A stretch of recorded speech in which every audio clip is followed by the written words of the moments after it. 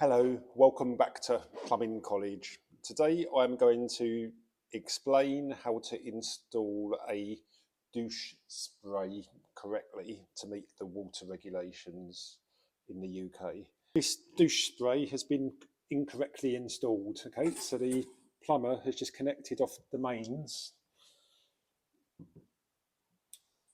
supply like this, okay?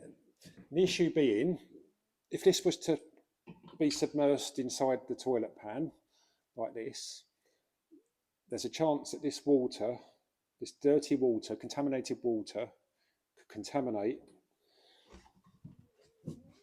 the main supply and poison you.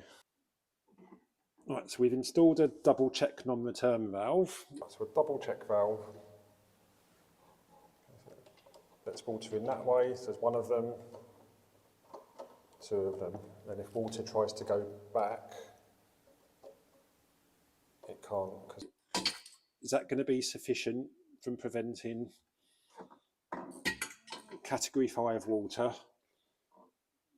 entering, going back into the mains? A double check non-return valve will only provide backflow protection up to category 3, whereas the water, so the water inside the toilet pan is category 5. Okay, so this is not sufficient. So you can't do this. Okay, so if you ever see this anywhere, it's wrong in the UK, and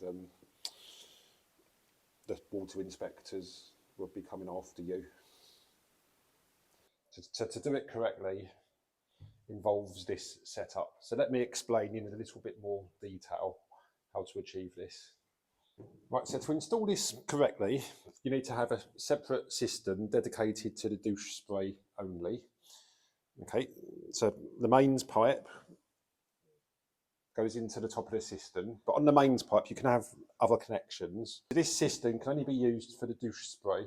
It can't be used for any other supplies. For example, it can't be used for a basin, a cold for a basin. The next requirement is there should be at least 15 millimeters between the bottom of the cistern and the top of the gun hose.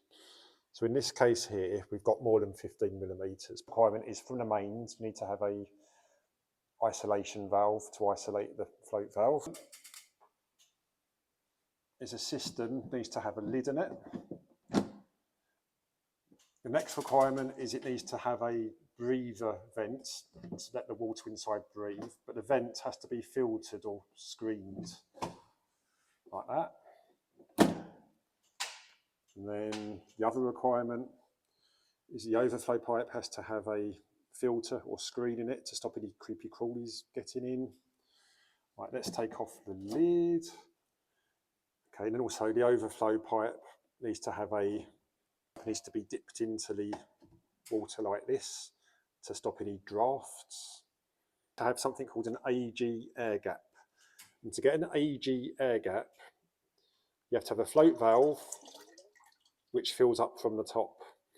And a float valve which fills up from the top is a British standard 1212 part 2, which is made of metal. Okay, so that's one requirement. And the next requirement, water level to the bottom of the overflow pipe needs to be a minimum of 25 mil. So let me show you. It's about 30 mil to the bottom, which is fine. So 25 mil is your minimum requirement, is the minimum, but we're about 30 mil, so that's fine. If your system was installed somewhere like in a loft or somewhere where it gets very cold, you'd also need to put insulation around it, including the lid. So now we've installed the douche spray now. If it gets immersed into the toilet water, there's no chance of this contaminated water working its way back into the mains and poisoning.